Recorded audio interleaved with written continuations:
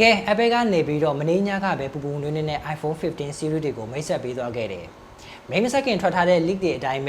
မိတ်ဆက်ပွဲမှာတီးခဲ့ရတဲ့အတွက်ကြောင့်မို့လို့ကျွန်တော်တို့ဒီပွဲကိုကြည့်ရလူတွေတော်များများကအေးပြရကြိုးပဲနှက်တယ်ဆိုပြီးတော့ဝေဖန်ကြတယ်။ဒါကလည်းမှန်တဲ့လောက်တော့မှန်တယ်။ဘာကြောင့်လဲဆိုတော့ဒီအခုမိတ်ဆက်ခဲ့တဲ့ iPhone 15 series တွေမှာသုံးပေးထားတဲ့ feature လေးတွေက Android user တွေအတွက်ဆိုလို့ရှိရင်သုံးရတာအိုနေပြီလို့တောင်ပြောလို့ရတယ်။ဒါပေမဲ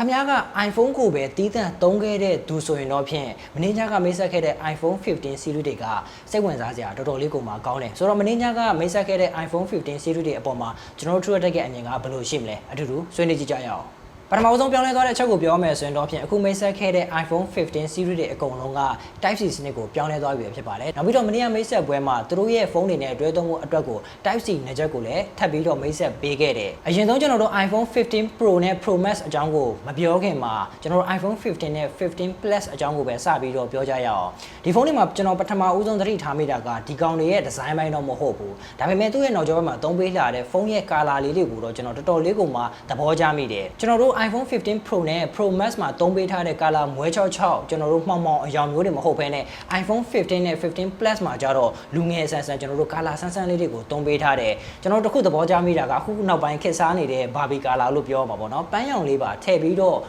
့လုပ်ပေးလာတယ်အဲ့ဒီအယောင်လေးကအခုခက်စားနေတာနဲ့အညီ iPhone ကိုသုံးတဲ့ main ကလေးတော်တော်များများကအဲ့ဒီအယောင်ကိုတော်တော်လေးကိုမှသဘောကျအောင်မယ်လို့ကျွန်တော်ထင်မိတယ်အရင်တုန်းက iPhone 14 နဲ့ 14 Plus မှာတုန်းကကျွန်တော်တို့ notch နဲ့ပဲကျင်းနေရပေမဲ့လို့အခု iPhone 15 နဲ့ 15 Plus အရောက်မှာတော့ Dynamic Island ကိုထည့်ပြီးတော့သုံးပေးလာတယ်ဒီချက်ကလည်းသုံးတဲ့သူတွေတော်တော်လေးကိုမှကျင်းနေစရာကောင်းနိုင်မယ်နောက်ချက်ထပ်ပြီးတော့ထူးခြားတာကဒီကောင်တွေရဲ့ display brightness နဲ့ပါဒီဖုန်းတွေမှာကျွန်တော်တို့ display brightness နဲ့အနေနဲ့က2000 nit ထိရမယ်ဒီပမာဏကအရင်မျိုးဆက်ဖြစ်တဲ့ iPhone 14 Pro Max မှာသုံးပေးထားတဲ့ maximum brightness level အဲ့ဒီ level ကိုကျွန်တော်တို့က iPhone 15 နဲ့ 15 Plus မှာသုံးလို့ရမယ်ဆိုတော့ဒီ model တွေကိုရွေးပြီးသုံးချင်တဲ့သူတွေအတွက်ကတော့ဒီချက်ကတော်တော်လေးကိုမှအားရစရာကောင်းနိုင်မယ်ဒါပေမဲ့အားနည်းချက်တစ်ခုလည်းရှိပြန်တယ်အဲ့ဒါကဘာလဲဆိုတော့ဒီဖုန်းတွေမှာ screen refresh rate အနေနဲ့က 60Hz ပဲရလိမ့်မယ်ဒီဖုန်းတွေမှာဒါကျွန်တော် 90Hz လောက်ပါလာမယ်ဆိုရင်တော်တော်လေးကိုမှကောင်းမယ်လို့မြင်မိတယ်နောက်ပြီးတော့ဒီဖုန်းနှလုံးလုံးက iPhone 15 Pro နဲ့ Pro Max မှာပြောင်းလဲပြီးတော့သုံးပေးလာတဲ့ Action Mode အစားကို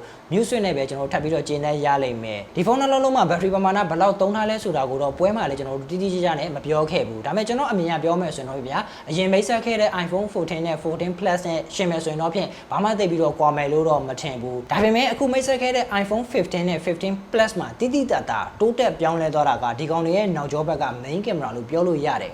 နောက်ကျောဘက် camera design ပိုင်းအနေနဲ့ကတော့ထုံးစံတိုင်းပဲ iPhone 13 နဲ့ 14 မှာသုံးပေးထားတဲ့ရှေးရိုးဆွဲ camera design နဲ့ပဲလာတယ်ဘာမှ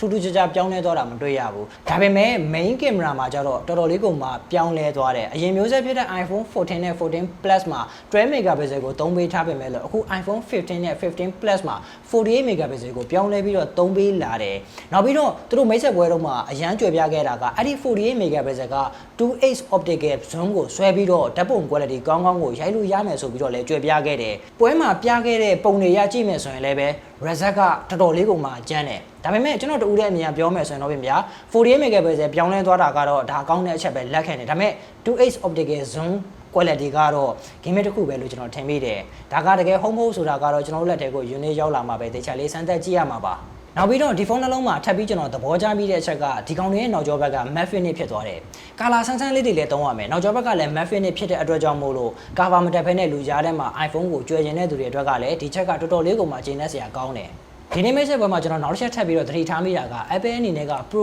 level တွေနဲ့ကျွန်တော်တို့ရိုးရိုး model တွေကြားမှာတစ်နှစ်အောက်ပြီးတော့ခွဲခြားလာခဲ့ပြီဒီချက်ကပြီးခဲ့တဲ့ iPhone 14 series မှာတည်းကစပြီးတော့ဖြစ်ခဲ့တယ်အခု iPhone 15 series မှာလည်းအဲ့ဒီလမ်းစဉ်အတိုင်းကိုဆက်ပြီးတော့ Apple အနေနဲ့ကရွေးချယ်ခဲ့တယ်အခုမိတ်ဆက်ခဲ့တဲ့ iPhone 15 နဲ့ 15 Plus မှာအရင်တုန်းကသုံးခဲ့တဲ့ A16 Bionic chipset ကိုသုံးပေးထားတာဖြစ်ပြီးတော့15 Pro နဲ့ Pro Plus မှာကျတော့ A17 Pro Bionic chipset ကိုသုံးပေးထားတာဖြစ်ပါတယ်နောက်ပြီးတော့ second gen ultra wide band chip ပါလာတဲ့အတွက်ကြောင့်မို့လို့ 5mm satellite ကပို့ပြီးတော့တိကျလာတယ်ဆိုပေမဲ့လို့တချို့သောနေရာလေးတွေမှာတော့ location ကကန့်သက်ချက်လေးတွေတော့ရှိနေသေးတယ် iPhone 15နဲ့15 Plus အကြောင်းကိုပြောပြသွားပြီဆိုတော့နောက်ထပ်ကျွန်တော်တို့မိတ်ဆက်ခဲ့တဲ့ iPhone 15 Pro နဲ့15 Pro Max အကြောင်းကိုထပ်ပြီးတော့ပြောကြတာပေါ့ iPhone 15 Pro နဲ့ Pro Max ကတော့တကယ်ကိုမှပို့ပြီးတော့ကျန်းလာတယ်လို့ပြောလို့ရတယ်ဒီကောင်တွေမှာသုံးပေးထားတဲ့ SoC ကကမ္ဘာပထမဦးဆုံး3 nanometer သုံးထားတဲ့ A17 Pro Bionic chipset ကိုသုံးပေးထားတာဖြစ်ပါတယ်ဒီ SoC က GPU ဘိုင်းမှာတော်တော်လေးကိုမှအဆင့်မြင့်တင်ထားတယ်လို့ Apple ကကြွယ်ပြခဲ့တယ်နောက်ပြီးတော့ဒီဖုန်းနှလုံးလုံးမှာ Ray Tracing Technology ပါလာခဲ့ပြီဒီချက်က iPhone သုံးတဲ့သူတွေတက်ကတော့တကယ်ကိုမှကျင်းနေစရာကောင်းလိမ့်မယ်အထူးသဖြင့်တော့ iPhone ဝယ်ပြီးတော့ game ဆော့တဲ့သူတွေအတွက်ကဒီဟာကတော်တော်လေးကိုမှကျင်းနေစရာကောင်းလိမ့်မယ် Ray Tracing Technology ကအရင်တုန်းကကျွန်တော်တို့ Android ဖုန်းတွေဖြစ်တဲ့ Samsung Galaxy S23 Ultra မှာလည်းပါခဲ့ဘူးတဲ့ဒါပေမဲ့ iPhone မှာတော့အခုချိန်မှာစပြီးတော့သုံးလို့ရပြီသူတို့မိတ်ဆက်ပွဲမှာတော့တော်တော်လေးကိုမှကြွယ်ပြခဲ့တယ်ဒါပေမဲ့အဲ့ဒီမိတ်ဆက်ပွဲမှာ error တစ်ခုရှိတယ်အဲ့ဒါကဘာလဲဆိုတော့သူတို့က Ray Tracing Technology အကြောင်းကိုကောင်းကောင်းကြွယ်ပြနေတဲ့အချိန်မှာအဲ့ဒီ game ကိုဆော့တဲ့အခါမှာ character မှာတနက်ကင်ထားတယ်ဒါပေမဲ့အဲ့ဒီတနက်ကပျောက်နေတယ်ဒါဟာဘာကြောင့်ပျောက်နေတာလဲဆိုတော့မသိဘူးတကယ်တမ်း user တွေလက်ထဲရောက်ခါမှဒီလိုမျိုး error ထပ်ပြီးတော့ဖြစ်ခဲ့မယ်ဆိုရင်တော့ဖြင့် Apple အနေနဲ့ကမိတ်ဆက်ပွဲမှာကြွယ်ခဲ့သလောက်တကယ်လက်တွေ့မှာတော့ဂွမ်းမယ်လို့တော့ကျွန်တော်ထင်မိတယ်နောက်ပြီးတော့ဒီဖုန်းနှလုံးမှာထပ်ပြီးတော့အားသာချက်ဖြစ်သွားတာက PC version မှာရတဲ့ Resident Evil Village, Resident Evil 4, Death Stranding, Assassin's Creed လို game မျိုးကိုအခု iPhone 15 Pro နဲ့15 Pro Max မှာဆော့လို့ရတော့မယ်ဒါပေမဲ့ဒီဖုန်းတွေမှာကျွန်တော်တစ်ချက်သတိထားမိတာကကျွန်တော်တို့ cooling system ဘိုင်းနဲ့ပတ်သက်ပြီးတော့ဘာမှထွေထွေတူတူပြောသွားတာမျိုးမရှိဘူးအဲ့တော့ကြောင့်မို့လို့အဲ့လိုမျိုး game အကြီးတွေကိုသာ iPhone 15 Pro နဲ့ Pro Max မှာဆော့ရင်အရန်ပူလာမလားဆိုတာကိုတော့ကျွန်တော်တို့ထည့်ပြီးတော့စဉ်းစားရမယ်ပေါ့နော်ဒါကလည်းကျွန်တော်လက်ထဲမှာ unit ရလာမှာပဲထပ်ပြီးတော့စဉ်းစားရမှာပါတကယ်လို့များအပူချိန်သာမထိန်းနိုင်ခဲ့ဘူးဆိုရင်တော့ဖြင့်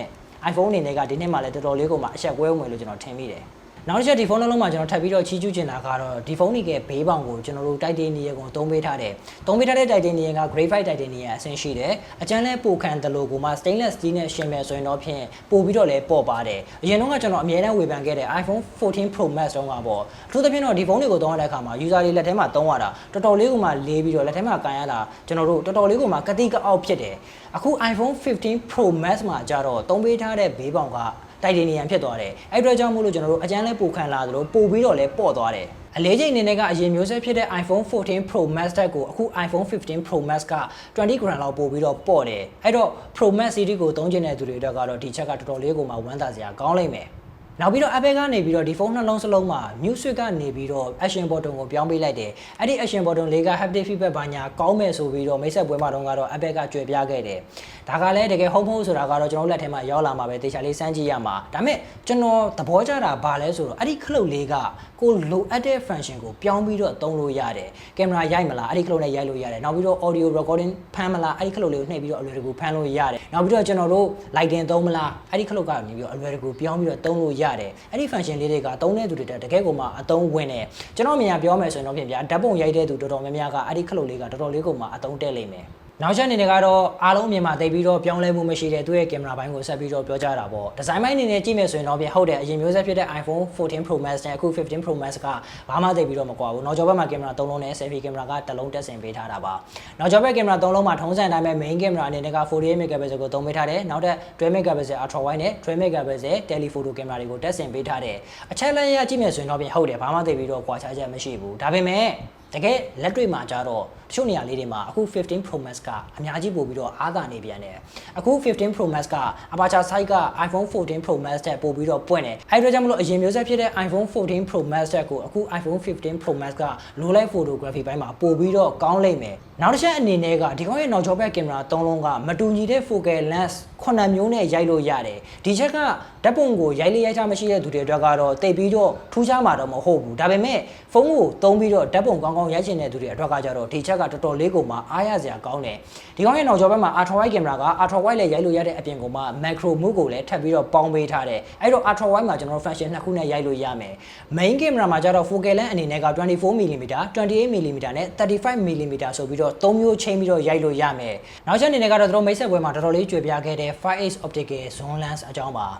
iPhone တွေမှာကျွန်တော်တို့ zoom ကိုအများကြီးဆွဲလို့မရလို့ဝေဖန်ခံခဲ့ရတာတော်တော်လေးကိုမှများခဲ့ပြီအခုတော့ဒီဖုန်းမှာကျွန်တော်တို့ 120mm focal lens နဲ့ zoom ဆွဲပြီးတော့ရိုက်လို့ရမယ်အဲ့ဒီကင်မရာမှာကျတော့ကျွန်တော်တို့ 80mm နဲ့ 120mm ဆိုပြီးတော့နှစ်မျိုးရွေးချယ်ပြီးတော့ရိုက်လို့ရမယ်ဒါပေမဲ့ကျွန်တော်အမြင်ပြောမယ်ဆိုရင်တော့ဗျာကျွန်တော်စိုးရိမ်မိတာတစ်ခုရှိတယ်အဲ့ဒါကဘာလဲဆိုတော့ 120mm focal lens ကိုကျွန်တော်တို့ဟန်ဟန်ရိုက်တဲ့အခါမှာတကယ်လက်တွေ့မှာငြိမ်ပါမလားပေါ့နော်အဲ့ဒါလေးတော့ကျွန်တော်စိုးရိမ်မှုရှိတယ်ဒါပေမဲ့မိတ်ဆက်ပွဲမှာပြောခဲ့တာကတော့အဲ့ဒီကင်မရာမှာကျွန်တော်တို့ OIS ပါတဲ့အတွက်ကြောင့်မို့လို့ဟန်ဟန်ရိုက်မယ်ဆိုရင်လည်းပဲအဆင်ပြေမယ်လို့တော့ပြောခဲ့တယ်ဒါပေမဲ့ကျွန်တော်တို့လက်တွေ့ဘွားမှာတော့ 120mm ကိုသုံးမယ်ဆိုရင်တော့ဖြင့် tripod နဲ့ရိုက်မှာပဲအဆင်ပြေမယ်လို့ကျွန်တော်ထင်မိတယ်ဆိုတော့ဒီနေ့မှာကျွန်တော်ပြောပြခဲ့တာကတော့မနေ့ကမှပူပူနေနေမိတ်ဆက်ခဲ့တဲ့ iPhone 15 series တွေမှာကျွန်တော်လိုအပ်တဲ့အချက်လက်လေးတွေကိုပဲကျွန်တော်ပြောပြခဲ့တာဖြစ်ပါတယ်ကျွန်တော်ဗီဒီယိုရှေ့သွားမှာဆိုတဲ့အတွက်ကြောင့်မို့လို့တချို့သောအရာလေးတွေကိုကျွန်တော်ခြံထားခဲ့တယ်ဥပမာအနေနဲ့ဒီဖုန်းတွေမှာ recycle အနေနဲ့ဘာတွေသုံးထားလဲဆိုတာကိုကျွန်တော်ခြံထားခဲ့တယ်နောက်ပြီးတော့ battery ဘိုင်းကိုကျွန်တော်တိတ်ပြီးတော့ကျွန်တော်မပြောခဲ့ဘူးအဲ့ဒါကဘာကြောင့်လဲဆိုတော့ဒီဖုန်းတွေမိတ်ဆက်တဲ့အခါမှာဒီဖုန်းတွေမှာသုံးထားတဲ့ battery ကဘယ်လောက်ပါပြီးတော့ cooling system ဘိုင်းမှာလည်းဘယ်လိုမျိုးသုံးထားတယ်ဆိုတာကိုကျွန်တော်တို့မသိခဲ့ရဘူးအဲ့တော့ကြောင့်မို့လို့ကျွန်တော်ရှင်းရှင်းလင်းလင်းနဲ့ကျွန်တော်မပြောပြနိုင်ဘူးနောက်တစ်ချက်ကျွန်တော်ပြောဖို့ကြံခဲ့တာရှိတယ်အဲ့ဒါကဘာလဲဆိုတော့ iPhone 15 Pro နဲ့ Pro Max နဲ့မှာ cinematic mode မှာ 4K ကို60 frame per second နဲ့ရိုက်လို့ရပြီအဲ့တော့ဖုန်းနဲ့vlog ကောင်းကောင်းရိုက်ရှင်တဲ့သူတွေအတွက်ကလည်း iPhone 15 Pro နဲ့ 15 Pro Max ကတော်တော်လေးကိုမှစိတ်ကျဉ်တဲ့ဆရာကောင်းလာအောင်မယ်လို့ကျွန်တော်ထင်မိတယ်။နောက်ပြီးတော့ display အနေနဲ့ကလည်း iPhone 15 နဲ့ 15 Plus မှာ 6.1 နဲ့ 6.7 ဆိုပြီးလာသလို iPhone 15 Pro နဲ့ 15 Pro Max မှာလည်း 6.1 နဲ့ 6.7 ဆိုပြီးတော့သုံးပေးထားတယ်။အဲ့တော့ display size တွေကတော့ဘာမှသိပြီးတော့ကွာခြားချက်မရှိဘူး။ဆိုတော့မနေ့ကမိတ်ဆက်ခဲ့တဲ့ iPhone 15 series ကိုကိုပေါ်တာအနေနဲ့ဘယ်လိုမျိုးမြင်မိပါသလဲ။ကျွန်တော်တူရဲ့အမြင်ပြောမယ်ဆိုရင်တော့ပြင်ဗျာအခုမိတ်ဆက်ခဲ့တဲ့ iPhone 15 series တွေထဲမှာ iPhone 15 နဲ့ 15 Plus ကအရင်မျိုးဆက်တွေထက်ကိုပို့ပြီးတော့လူစိတ်ဝင်စားမှုပိုများလာအောင်မယ်လို့ကျွန်တော်ထင်မိတယ်။သူသဖြင့်တော့ဒီကောင်တွေမှာသုံးပေးထားတဲ့ display နောက်ပြီးတော့ color ဘိုင်းလေးတွေလူငယ်ဆက်ဆန်လေးတွေနဲ့အခုခေတ်နောက်ပိုင်း trend ကိုပို့ပြီးတော့လိုက်လာတယ်လို့ကျွန်တော်တို့ခန်းစားမိတယ်။ color ဆန်းဆန်းလေးတွေသုံးလို့ရမယ်။နောက်ပြီးတော့နောက်ကျောဘက်ကလုံးဝလက်ပေါ်ရမထင်ဘူး။နောက်ပြီးတော့ camera ဘိုင်းမှာလည်းအရင်မျိုးဆက်ထက်ကိုအခု iPhone 15 နဲ့ 15 Plus ကအများကြီးပို့ပြီးတော့ကောင်းလာတယ်လို့ပြောလို့ရတယ်။ကိုလူတို့အနေနဲ့ကပတ်စံသာရှိခဲ့မယ်ဆိုရင်ဒီဖုန်းလေးလုံးမှာဘယ်ဖုန်းကိုဝယ်ပြစ်မယ်လို့ထင်မိပါသလဲ။ကျွန်တော်ဗီဒီယို comment အောက်မှာဝင်ရောက်ဆွေးနွေးသွားလို့ရပါတယ်လို့ပြောရင်းနဲ့ပဲနောက်တဲ့အစီအစဉ်မှာထပ်ပြီးတော့ဆုံချင်ပါသေးတယ်ဗျာ။